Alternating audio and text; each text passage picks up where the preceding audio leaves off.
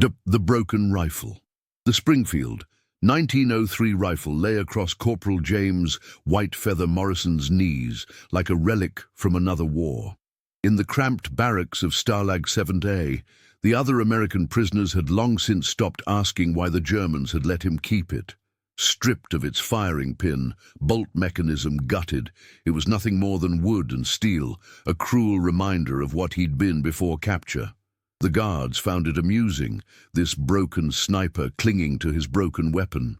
They called it his Spielzeug, his toy. Morrison had heard the word enough times to understand its meaning, though he'd never let them know that. Small victories in a place designed to strip away everything that mattered. The February morning air in Bavaria cut through the thin walls of Barracks 12 like a blade. Morrison's fingers traced the familiar grooves in the rifle's stock, each scratch a memory from the Hurtgen forest. 43 confirmed kills in 6 weeks. Each shot deliberate, each target marked in the small notebook he still kept wrapped in oilcloth beneath his bunk. But that was before the ambush outside Düren. Before the shrapnel tore through his left shoulder, before he woke up in a Wehrmacht field hospital with his war effectively over. "Jimmy, you're doing it again," Tech Sergeant Paul Brennan said from the neighboring bunk. The former B-17 tail gunner had been watching Morrison's evening ritual for months now. The methodical disassembly and reassembly of the neutered weapon, performed with religious devotion. "It's just taking up space," Brennan continued. "They pulled its teeth. It's not coming back from that." Morrison nodded but continued his work, fingers moving with practiced precision over familiar metal and worn wood. What Brennan couldn't understand, what none of them could understand, was that the rifle had become something else entirely. In the long months since capture, Morrison had developed what he privately called the one-shot rule. Not for the weapon, but for himself. In a place designed to strip away dignity and hope, he would allow himself exactly one moment of absolute defiance, one perfectly timed action that would count for something real. The broken rifle wasn't a weapon anymore. It was a promise, waiting for the right moment. The sound of boots on the barracks steps interrupted his thoughts. Morning inspection came early in winter when the guards wanted to finish their rounds before the worst cold set in. Through the frost-covered window, Morrison could see the Bavarian countryside stretching toward the Alps, a landscape that should have been beautiful but felt only like distance from home. Unterscharführer Klaus Weber entered with his usual theatrical precision, a small, neat man who took particular pleasure in the psychological weight of his authority. Morrison had watched Weber develop his routine over the months, the way he paused at each bunk, the calculated selection of prisoners for his various forms of attention. Weber's eyes swept the barracks with practiced assessment. Morrison felt the familiar tightness in his chest, the same sensation he'd experienced in the forest before particularly difficult shots. Something was different this morning. Weber's gaze lingered longer on certain bunks, and there was an anticipation in his manner that Morrison recognized from his own hunting days. The rifle across his knees seemed to grow heavier as Weber's inspection continued. Morrison found himself calculating distances, angles, possibilities, old habits that his mind couldn't quite abandon even here, even with a weapon that could no longer serve its purpose. If stories like this make you question what you'd do in someone else's boots, tell us in the comments how you imagine you'd react in this camp. And stay with us for the next chapters. How long can a man carry the weight of what he used to be? Weber's inspection progressed with methodical slowness, his polished boots clicking against the rough wooden floor. Morrison watched from his peripheral vision as the Unterscharführer paused at Private Tommy Kowalski's bunk. The boy was barely 19, struggling with dysentery that had left him gaunt and shaking. Kowalski tried to stand at attention, but his legs trembled with the effort. Morrison had seen this pattern before. Weber wasn't conducting a routine inspection. He was hunting, looking for weakness, for someone to single out for what he called additional questioning. The boy would be perfect for Weber's purposes, young, sick, far from home, and carrying the kind of terror that made for easy psychological victories. The other prisoners in Barracks 12 had learned to become invisible during these moments. Men who had faced German artillery and machine gun nests now avoided eye contact with a single guard. Morrison understood the mathematics of survival that governed camp life, but something about Kowalski's trembling struck him as unbearable. In the Hürtgen forest, Morrison had earned his nickname during the brutal winter advance, where his white-painted rifle and methodical patience had made him a ghost among the trees. The Wehrmacht soldiers had called him Der Weiße Geist, the White Ghost. He'd learned to become invisible then too, but for different reasons, to hunt rather than hide. "You," Weber announced in heavily accented English, pointing directly at Kowalski. "Today you tell me about American bomber production. We have many questions." Morrison's grip tightened on the Springfield. He knew exactly what this meant. Kowalski would spend the next 8 hours in the interrogation room, subjected to techniques designed not to extract intelligence, but to break spirit. The boy would return, hollow-eyed and silent, another small victory for Weber's psychological warfare. From across the barracks, Morrison caught Brennan's eye. The tail gunner had seen enough interrogations to know how this would end. In the suffocating hierarchy of the prison camp, there was no recourse, no appeal, only the grinding machinery of captivity that turned men into numbers and numbers into nothing at all. But Morrison had his one-shot rule. One moment of absolute defiance that would count for something real. As Weber prepared to escort Kowalski toward the door, Morrison made his calculation. Range, 12 feet. Wind, negligible. Target, not the man, but the system itself. He stood slowly, the Springfield cradled in his arms with the same careful precision he'd once used in combat. The weight of the rifle felt different now, not the promise of death, but the promise of dignity preserved.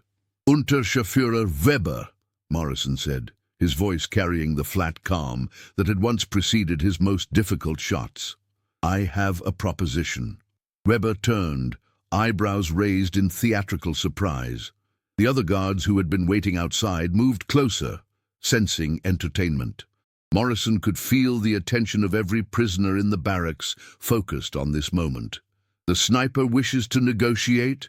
Weber asked, his English carefully pronounced. "With what leverage, amerikanischer Soldat?" Morrison lifted the rifle slightly, and for one electric moment Weber's hand moved toward his sidearm before he remembered the weapon's condition. Morrison smiled, the same cold expression that had been the last thing 43 German soldiers ever saw. "This rifle killed more of your countrymen than any other weapon in my unit's sector," Morrison said quietly. "Every man you've interrogated has heard those stories. Every prisoner in this camp knows what this rifle used to do." The silence in the barracks became absolute. Even the wind outside seemed to pause. What would you remember more, the fear or the moment someone stood up? Morrison let the weight of his words settle in the cramped space before continuing. Weber's face had flushed, caught between rage and fascination. The other guards shifted uncomfortably, recognizing the psychological trap Morrison was constructing with the methodical precision he'd once applied to long-range shots. "You want to break something today, Unterscharführer?" Morrison paused, watching Weber's reaction. "Take me instead of the boy. But understand this. You'll be interrogating the man who used this weapon to turn your soldiers into legends of American marksmanship." The Springfield 1903 felt warm in Morrison's hands now, as if the rifle remembered its purpose, even in its broken state. He could see Weber calculating, weighing the entertainment value of interrogating the famous sniper against the discomfort of spending hours listening to detailed accounts of German casualties. "Every question you ask me," Morrison continued, "I'll answer with another story of how this Springfield put German boys in the ground." Weber's jaw tightened. To interrogate the sniper would mean enduring methodical descriptions of wind patterns and range calculations, and every technical detail would also be a story about his countrymen dying. To back down would be admitting that a broken weapon and the man who carried it still held power in this place designed to eliminate such things.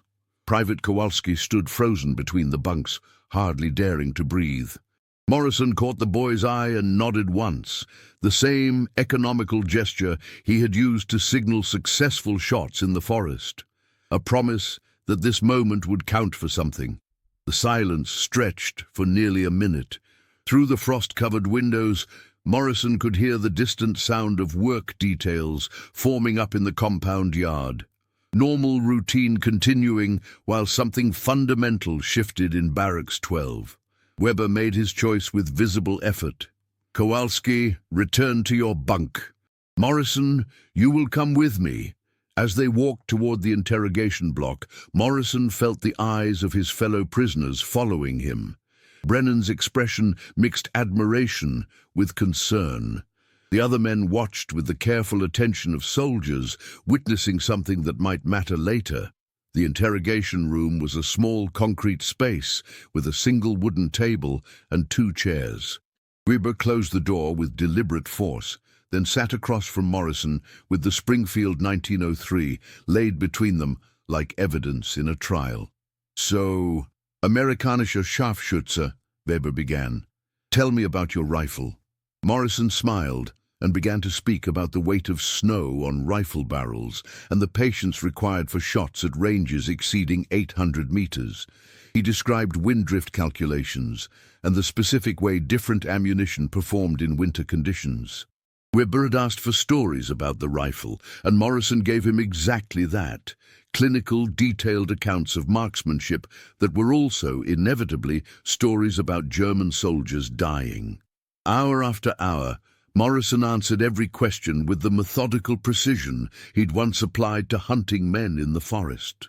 Weber initially tried to break through what he assumed was evasion, gradually realizing that Morrison was answering completely truthfully and that every technical detail carried the weight of tragedy. By the 4th hour, Weber's questions had become mechanical. By the 6th, he was simply listening to a master craftsman describe his work. The broken rifle lay between them throughout, silent witness to the strange reversal taking place in that small concrete room. When Morrison finally returned to the barracks that evening, the Springfield 1903 still cradled in his arms, something fundamental had shifted in the dynamics of Barracks 12. The other prisoners saw that even here, even with a broken weapon and surrounded by walls and wire, the tools of resistance could be transformed but never truly destroyed. Do you think you'd cling to what you were taught back home, or to what your own eyes see in a place like this? Comment which side you'd lean toward, and share this episode with someone who loves real human stories from history. If courage isn't about winning, what is it about? Weber never again selected prisoners from Barracks 12 for arbitrary interrogation. The change was subtle but unmistakable. His morning inspections became perfunctory. His attention focused elsewhere in the camp. Morrison's 6-hour session had served its purpose under his one-shot rule, but the consequences rippled outward in ways he hadn't anticipated. You realize what you've done, don't you? Brennan asked one evening, as Morrison performed his usual ritual with the Springfield. Weber tells the other guards what happened. Word spreads. Now every prisoner in this place thinks maybe there's still ways to fight back. Morrison's fingers paused on the rifle's trigger guard. The mechanism had been removed months ago, but muscle memory kept returning to the familiar weight and balance. In the Bavarian winter, the metal stayed cold, no matter how long he held it. Fighting back wasn't the point, Morrison said quietly. Keeping something human alive was. Through the barracks windows, they could see Stalag 7A's evening routine unfolding. Work details returning from the nearby farms where prisoners provided labor. Guards changing shifts at the watchtowers. The mechanical precision of captivity that ground down individual will into collective submission. But there were small changes now. Morrison noticed prisoners making eye contact during roll call, where they once stared at their feet. Someone had been teaching basic German phrases to help with work assignments. Kowalski had recovered enough from his dysentery to volunteer for kitchen duty, small acts of agency in a place designed to eliminate choice. The camp medical officer, Sanitätsunteroffizier Heinrich Müller, had started making more frequent rounds through the barracks. Morrison suspected this wasn't entirely medical. Müller had been present during several of Weber's interrogation sessions and understood the delicate balance being maintained. "Your shoulder," Müller said in careful English, approaching Morrison's bunk one evening. "The shrapnel wound from Düren, yes? Winter makes old injuries troublesome." Morrison set down the Springfield and rolled back his sleeve. The scar tissue was angry red in the cold, but the pain was manageable. What interested him was Müller's knowledge of details that should have been buried in Wehrmacht medical records. "You've been reading files," Morrison observed. "I read many things," Müller replied, his hands professional as he examined the scarring. "Sometimes what matters isn't what happened, but how it's remembered." The medical examination became something else. A quiet conversation between two men who had seen too much of war from opposite sides. Müller spoke about treating wounded from both armies in field hospitals near the Hürtgen forest. Morrison found himself describing the mathematical precision required for long-range shooting in winter conditions. 43 confirmed, Müller said quietly. "That is what your records say." 43 stories, Morrison corrected. "Each one someone's son or brother or father." Müller nodded slowly. "In field hospital, we see all soldiers the same. Broken bodies that need fixing. War makes philosophers of medics, yes? We learn that underneath uniform and flag and training, everyone bleeds same color." That night, Morrison lay awake listening to the sounds of the barracks. Brennan's steady breathing, Kowalski muttering in his sleep about home, the distant footsteps of guards making rounds. Somewhere in the darkness, men were dreaming of families and futures that might never come. The Springfield 1903 rested against the wall beside his bunk, familiar weight in the darkness. Morrison's one-shot rule had been triggered and spent, but something else was building in its place.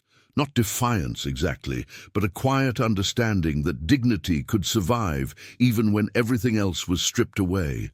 Outside, the Bavarian winter continued its slow retreat toward spring.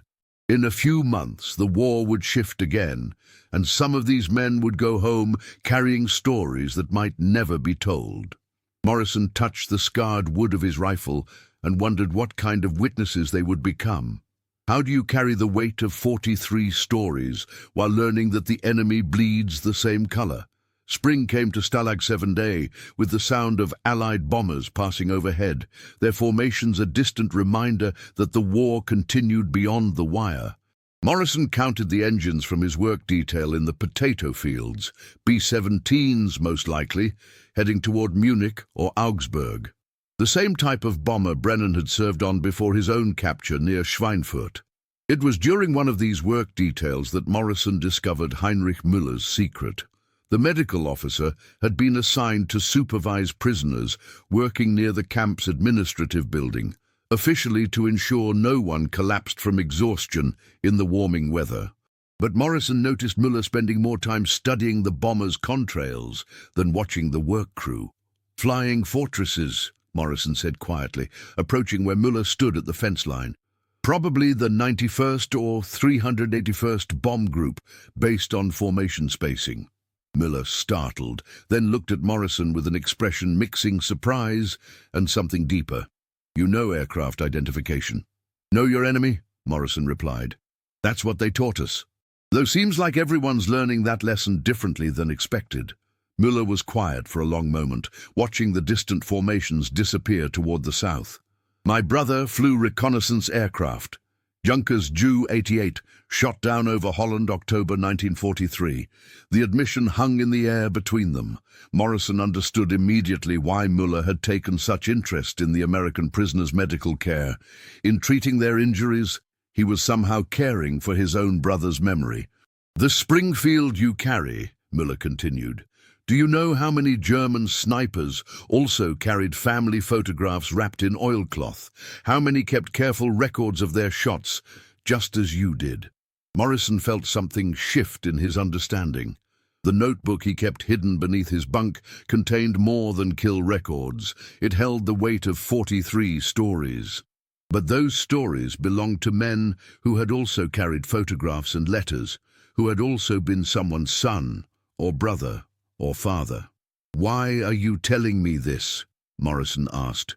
"Because when this war ends, someone must remember that we were all human," Müller said simply. "Your rifle killed German soldiers, yes, but those soldiers killed Americans too. All of us following orders, all of us believing we fought for something important. Perhaps the only victory left is refusing to forget that the enemy had faces and names and families." That evening, Morrison opened his oilcloth-wrapped notebook for the first time since capture. 43 entries, each with date, time, range, and weather conditions. Clinical details that had helped him become the most feared sniper in his sector. But now, studying the careful handwriting, he saw something different.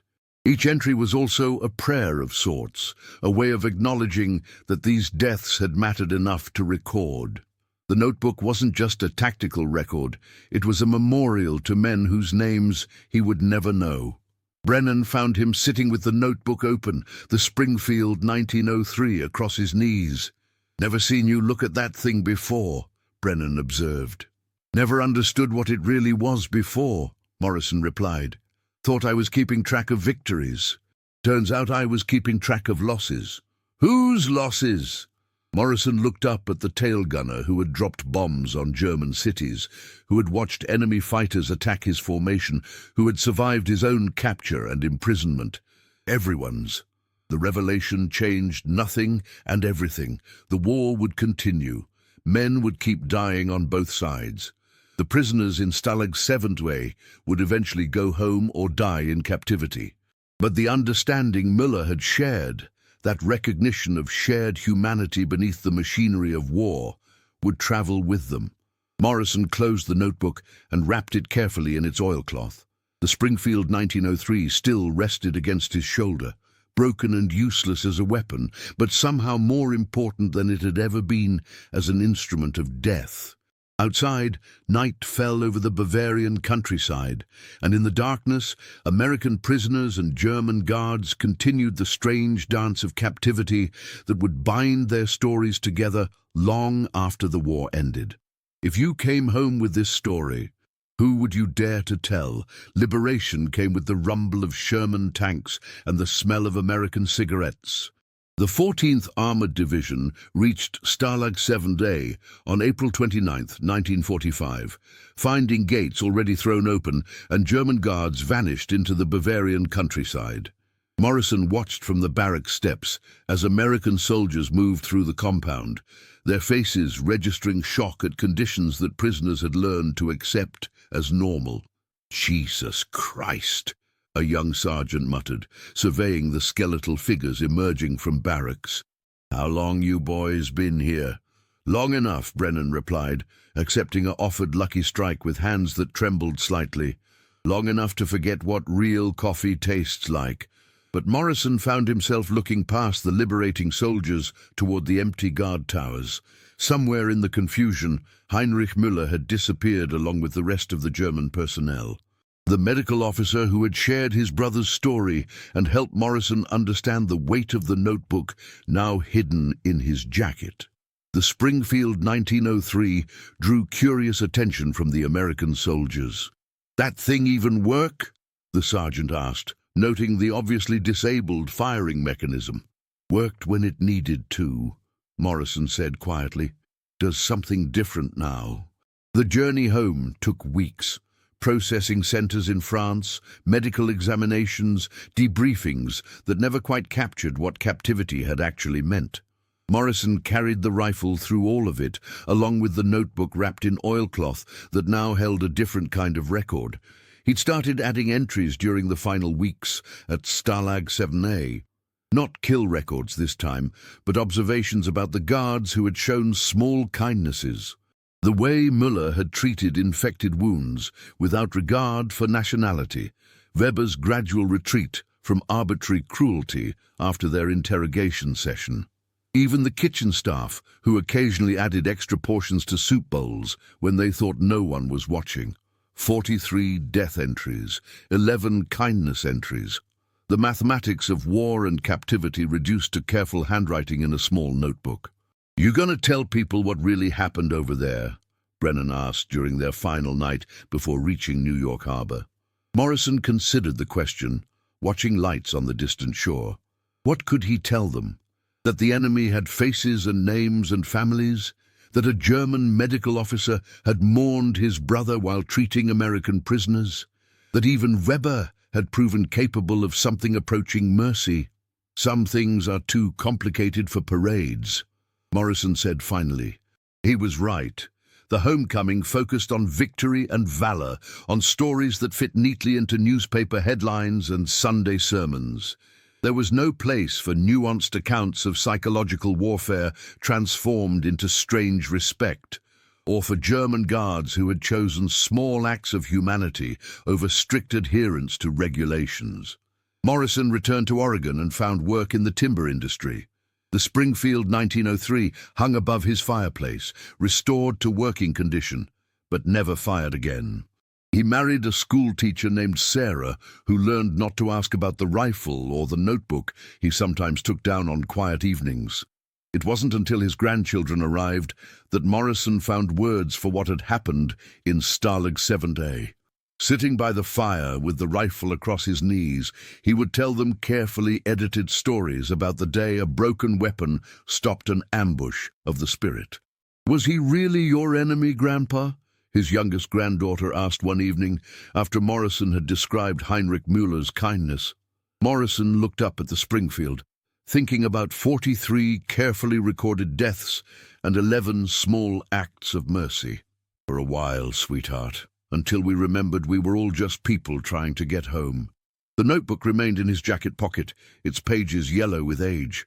When Morrison died in 1987, Sarah found it among his effects and read the entries that spanned from sniper kills in the Hurtgen forest to observations about human kindness in a Bavarian prison camp. She never showed it to anyone. Some stories, she understood, were too important to be reduced to simple lessons about war and peace. They belonged to the quiet space between hatred and gratitude, where men who had been trained to kill each other discovered they could choose to remember each other as human beings.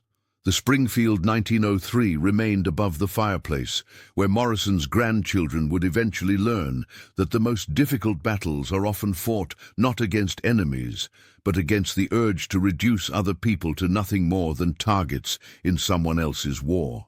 If this story reminded you that even in the darkest times, small acts of humanity still matter, subscribe to the channel, tell us which country you watch from, and invite someone to revisit history with us in the next story. What survives longer? The weight of 43 deaths or the memory of 11 small mercies?